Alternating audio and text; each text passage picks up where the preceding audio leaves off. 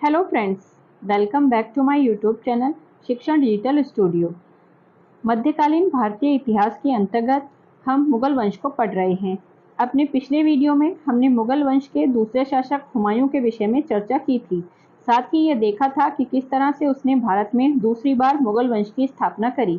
इस वीडियो में हम बात करेंगे द्वितीय अफगान वंश यानी कि सूर वंश की, जिसकी स्थापना शेरशाह सूरी ने हुमायूं को हराने के बाद की थी। तो चलिए शुरू करते हैं आज का वीडियो। लेकिन वीडियो में आगे बढ़ने से पहले अगर अभी तक आपने मेरे चैनल को सब्सक्राइब नहीं किया है तो इसे सब्सक्राइब करें, शेयर करें तथा बेल आइकन प्रेस करना बिल्कुल ना भूलें, जिससे आपको मेरे आगे आने वाले सभी वीडियोस की नोटिफिकेशन प्राप्त हो सके। तो चलिए शुरू करते हैं आज का वीडियो और देखते हैं द्वितीय अफगान वंश यानी कि सूर वंश को। अकबर के बारे में पढ़ने से पहले हमारे लिए अफगान वंश को पढ़ना जरूरी है, क्योंकि ये वो टाइम है जब हुमायूं की सत्ता भारत से समाप्त होती है और यहाँ पर सूर वंश की स्थापना होती है और उसके शासक शासन करते हैं। उसके बाद जब दोबारा से मुगल वंश की स्थापना होगी उसके बाद हम अकबर के बारे में पढ़ेंगे। तो चलिए देखते हैं शेरशाह सूरी के विषय में। जो शासक बनता है 1540 में, जब कन्नौज या फिर बिलग्राम का युद्ध इसके और हुमायूं के मध्य होता है और 1545 ईस्वी तक यह शासन करता है। तो चलिए इसके बारे में कुछ डिटेल से देखते हैं। इसकी जो उपाधि थी वो थी शेर खां। शेर मारने के कारण इसे ये उपाधि प्राप्त हुई थी। इसके अलावा इसकी उपाधियां हजरत आला और सुल्तानुल अदल भी थी। इसके राज्याभिषेक की बात करें तो 10 जून 1540 ईस्वी में आगरा में इसने अपना राज्याभिषेक कराया था। बिलग्राम या फिर कन्नौज के युद्ध में हुमायूं को हराकर इसने द्वितीय अफगान राज्य की स्थापना भारत में की थी। उसे जो शेर खां की उपाधि थी, जो इसकी उपाधि शेर खां थी, उसकी जो उपाधि थी वो बहार खान लोहानी ने इसको प्रदान की थी। डिटेल में हम देखेंगे कि उन्होंने इसको आगे ये जो उपाधि थी वो क्यों प्रदान करी थी। 1528 ईस्वी में उसने चंदेरी युद्ध में मुगलों की तरफ से भाग लिया था। ये मोटे मोटे पॉइंट है जो हम इसके बारे में यहाँ पढ़ रहे हैं, उसके बाद आगे हम इसके बारे में डिटेल देखेंगे। 1528 में उसने चंदेरी युद्ध में मुगलों की तरफ से भाग लिया था, जब बाबर मेमनी राय के खिलाफ युद्ध लड़ रहा था। इसी समय उसने कहा था कि अगर भाग्य ने मेरी सहायता की तो मैं सरलता से मुगलों को एक दिन भारत से बाहर निकाल दूंगा। ये शेरशाह सूरी का चंदेरी युद्ध में कहा गया कथन है। आगे हम डिटेल से देखते हैं इसके जीवन परिचय के बारे में। तो शेरशाह सूरी का जो जीवन परिचय, अगर इसके जन्म की बात करें तो इसका जन्म 1486 ईस्वी में नारनौल में होता है। अब बात करें कि ये भारत में आए कैसे, तो सबसे पहले देखते हैं इसका मूल नाम। इसका मूल नाम फरीद था, यानी कि ना तो इसका नाम शेरशाह सूरी था और ना ही शेर खां था। इसका जो मूल नाम था वो फरीद था। इसके पिता का नाम हसन खां था। हसन खां अफगानिस्तान के निवासी थे, लेकिन जब बहलोल लोदी अफगानों को भारत में आने का निमंत्रण देता है तो ये अफगानिस्तान से भारत अपनी जीविका की खोज में आ जाते हैं। उसके बाद ये हिसार फिरोजा वाले एरिया में आते हैं और वहाँ के जागीरदार जमाल खां सारंग खानी के यहाँ नौकरी कर लेते हैं, जो इसके पिता थे। 1517 में जब जमाल खां को जौनपुर की सूबेदारी मिलती है तो वो हसन खां यानी कि जो फरीद के पिता थे उनको भी अपने साथ जौनपुर ले आता है। अब आगे ये उसके अंडर में काम कर रहे हैं। अब यहाँ पर क्या करता है, जो जमाल खां था वो हसन खां को सहसाराम की जागीर प्रदान कर देता है, क्योंकि वो अब सूबेदार बन गया है। उसके अंडर में कई सारे जागीरदार काम करते हैं। पहले वो खुद एक जागीरदार था, तो अब वो क्या करता है, जो सहसाराम की जागीरदारी थी वो हसन खां को यानी कि फरीद के पिता को दे देता है और फरीद भी अपने पिता के साथ सहसाराम आ जाता है। लेकिन इसकी माँ की मृत्यु हो चुकी थी और ये अपनी सौतेली माँ और पिता के साथ रहता था, तो सौतेली माँ के पक्षपातपूर्ण व्यवहार के कारण फरीद जौनपुर आ गया, यानी कि उसने सहसाराम को छोड़ दिया और जौनपुर चला आया।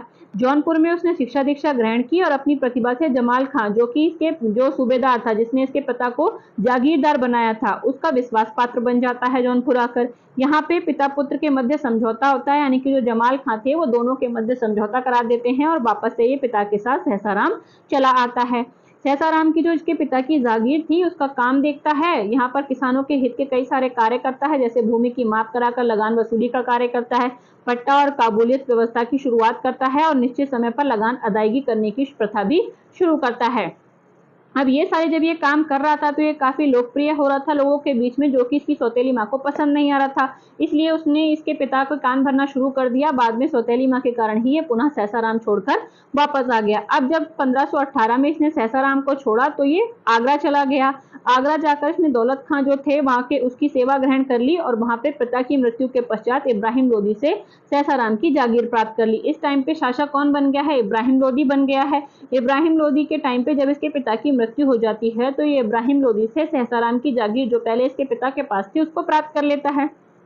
अब जब वहाँ की जागीर प्राप्त करता है और सहसाराम जाता है, तो सहसाराम जाने के बाद जो इसके भाई थे वो इसको पसंद नहीं करते थे, जो मतलब सौतेले भाई थे। तो सौतेले भाइयों के विरोध के कारण बिहार के सूबेदार बहार खान लोहानी की सेवा में चला जाता है। मतलब सौतेले भाइयों ने जब इसका विरोध किया तो ये सहसाराम में ना रुककर जो बिहार के सूबेदार थे उस टाइम पे बहार खान लोहानी, जिसने इन्हें शेर खां की उपाधि प्रदान करी थी, वहां पर चला जाता है। इनके साथ एक दिन ये जंगल शिकार पे गया था, वहां पर ये बहार खान लोहानी की जान बचाते हुए एक शेर को मार देता है और इसी कारण खुश होकर जो सूबेदार बहार खान लोहानी थे वो इसे शेर खां की उपाधि प्रदान कर देते हैं। तो इस तरह से इसको शेर खां की उपाधि मिल जाती है।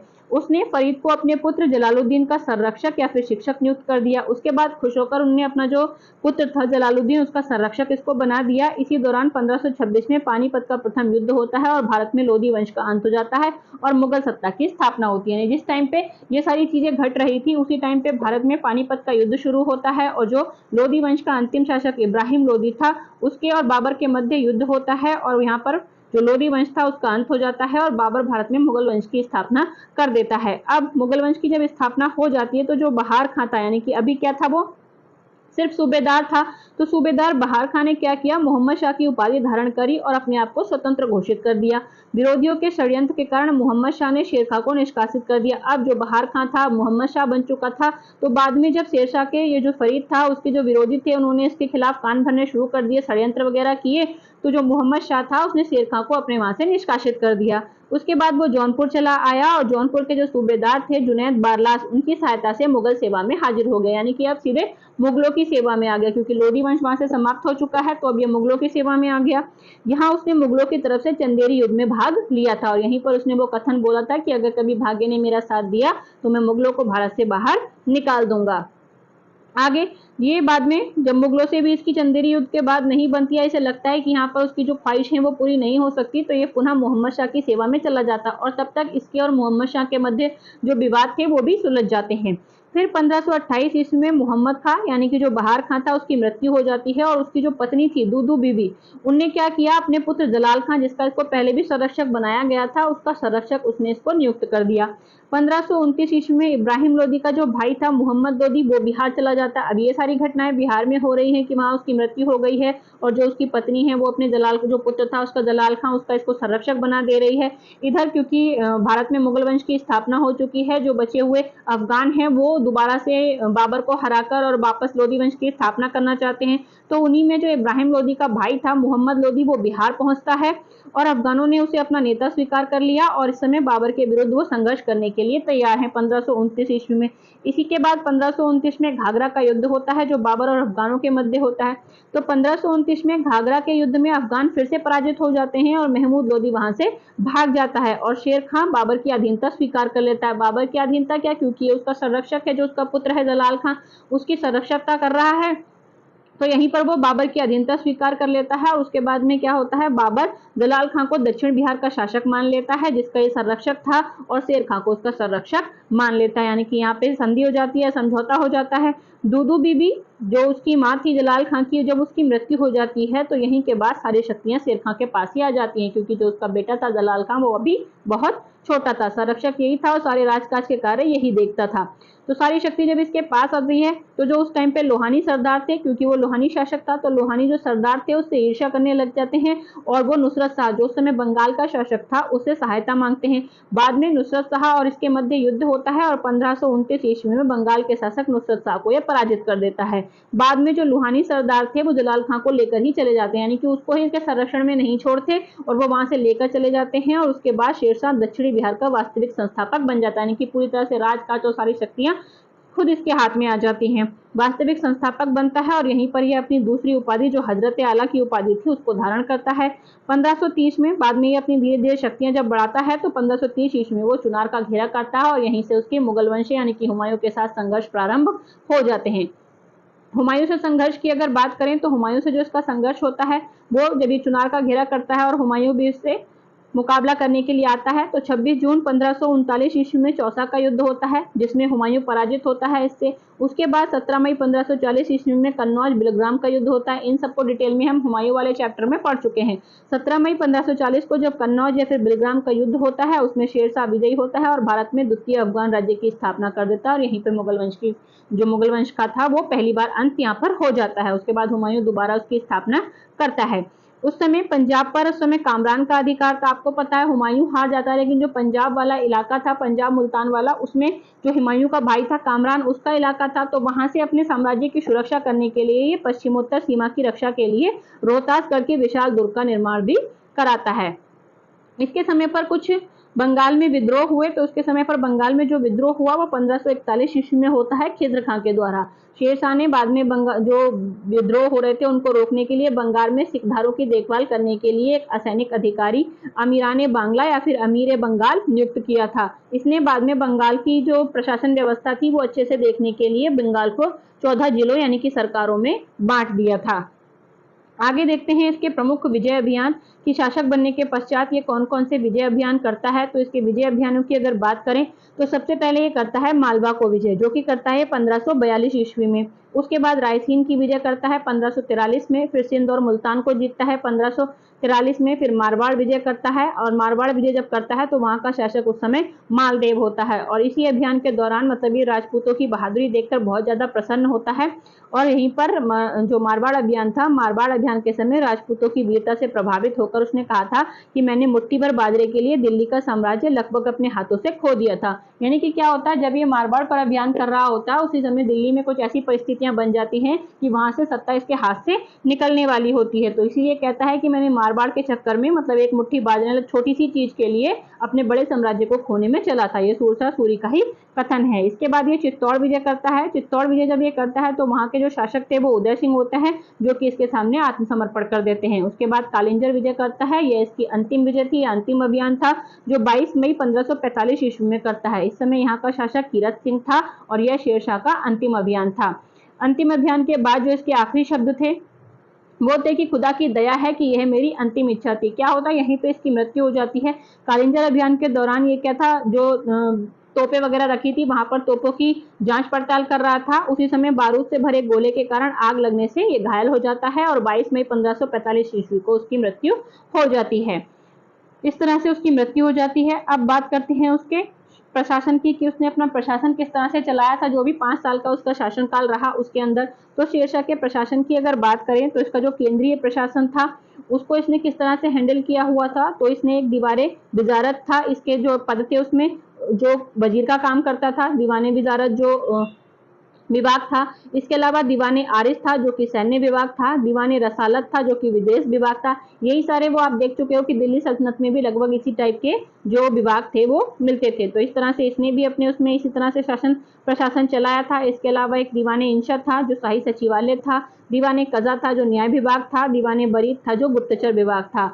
इसके आगे छोटे प्रशासन की बात करें तो जो केंद्र था वो प्रांतों में विभाजित था, जिसे सूबा या फिर सरकार कहा जाता था। यहाँ पर फौजदार या फिर सूबेदार की नियुक्ति की जाती थी। शेरशाह का साम्राज्य उस समय 66 सरकारों में विभक्त था। प्रत्येक सरकार में सिकदार ए सिकदारान यानी कि प्रधान सिकदार और मुंसिफान यानी कि प्रधान मुंसिफ होते थे। सिकदार का जो काम था, सिकदार ए सिकदारान का जो काम था वो नागरिक एवं प्रशासन व्यवस्था को देखना था।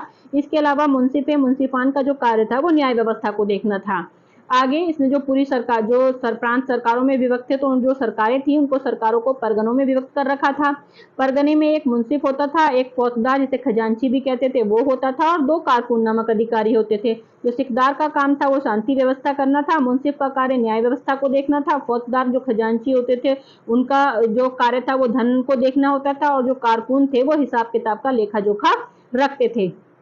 इसके बाद जो परगने थे वो ग्रामों में विभक्त थे, और जो ग्रामों का मुखिया था उसे मुकद्दम या फिर मुखिया कहते थे, और इनका काम गांवों में शांति व्यवस्था करना होता था। इसके अलावा कुछ अन्य अधिकारी भी होते थे गांव में, जिनको पटवारी कहते थे, जो भूमि और उपज का ब्यौरा देते थे।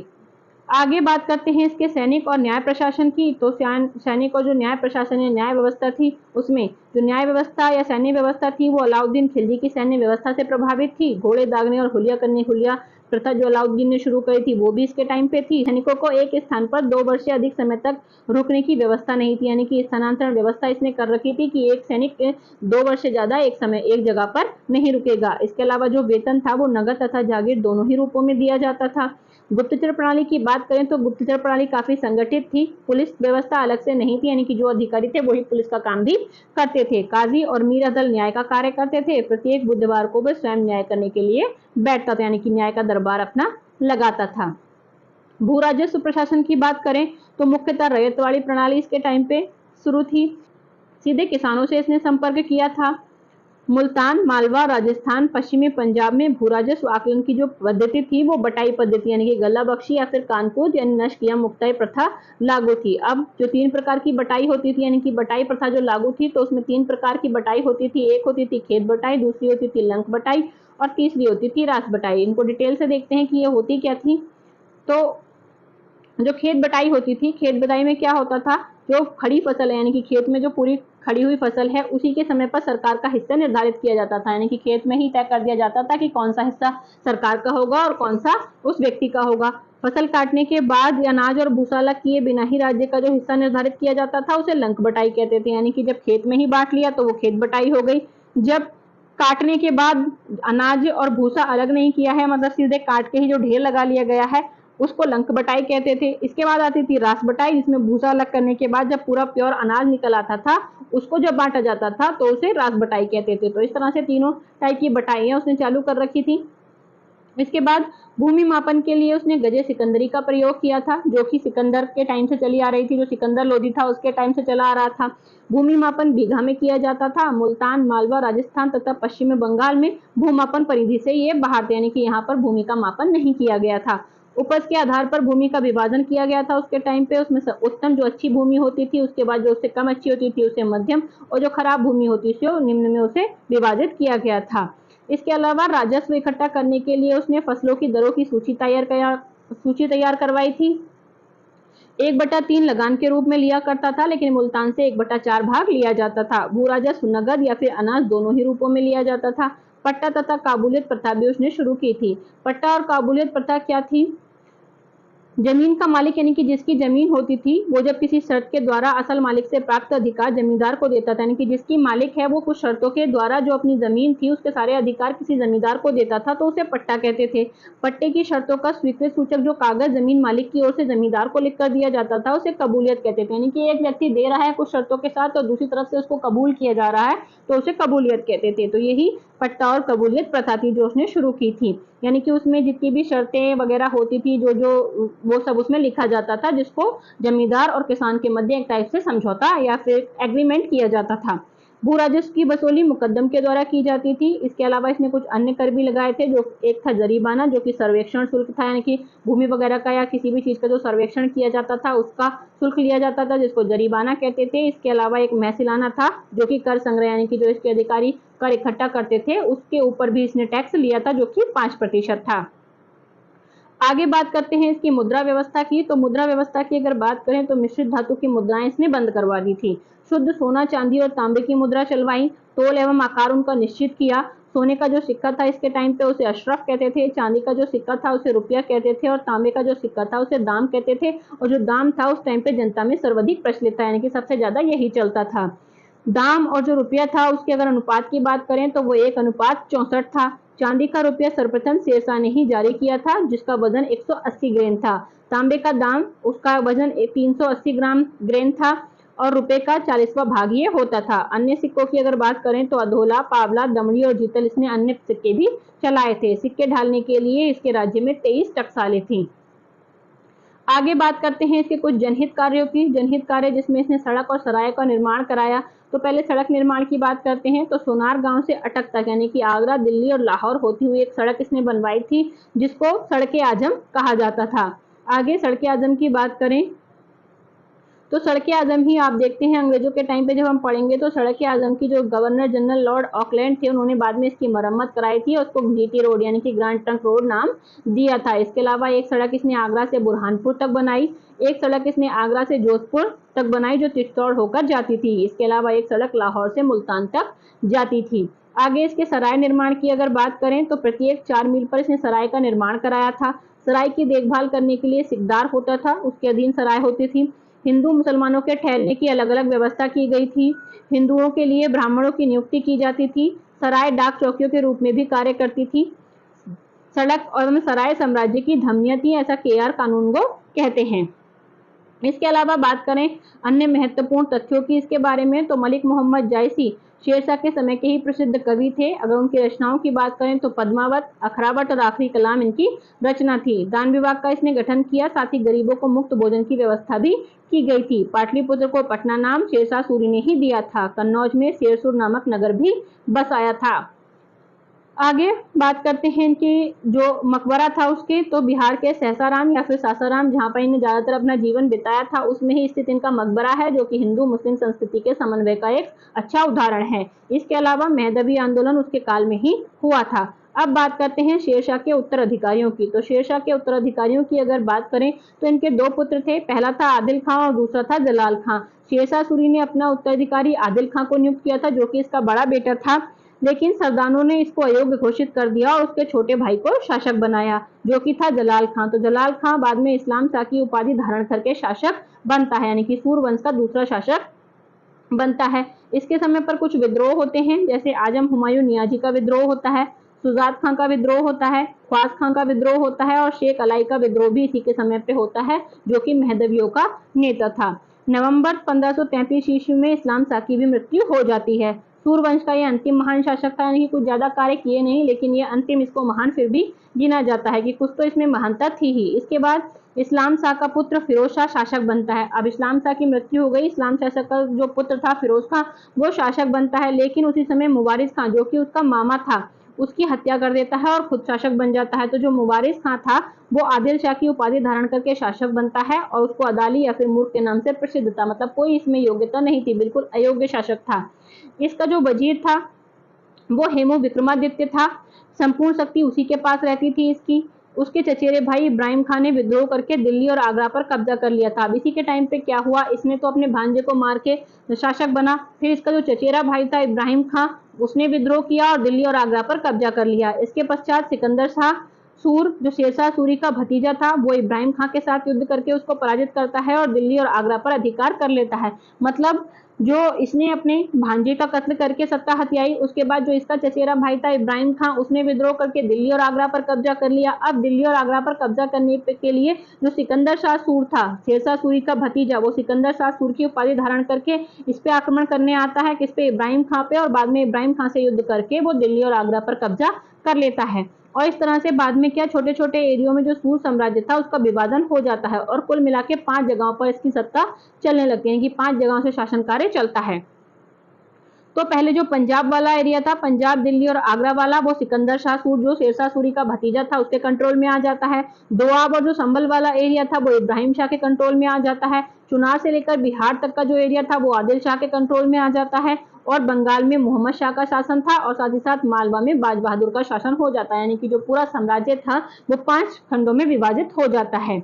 अब जो सिकंदर शाह था, जो कि शेरशाह सूरी का भतीजा था, शेरशाह सूरी का भतीजा वो सिकंदर शाह, हेमू उसका भी वजीर था। हुमायूं और सिकंदर शाह के मध्य कुछ युद्ध होते हैं, जिसमें पहला होता है मच्छीवाड़ा का युद्ध 12 मई 1555 ईस्वी को और दूसरा होता है सरहिंद का युद्ध 22 जून 1555 ईस्वी को। और सरहिंद के युद्ध में ही आप जानते हैं कि हुमायूं ने सूरवंश का जो अंतिम शासक था ये, इसको पराजित करके भारत में दोबारा से मुगल वंश की स्थापना की थी। सरहिंद के युद्ध में सिकंदर शाह मुगल बादशाह हुमायूं से पराजित हो गया और भारत में पुनः मुगल सत्ता की स्थापना हुई। इसके बाद अकबर मुगल वंश की गद्दी पर बैठा। तो इस तरह से हमने देखा कि किस तरह से भारत में शेरशाह सूरी ने सूरवंश की स्थापना की और उसके किस तरह से मुगलों के साथ संघर्ष हुए।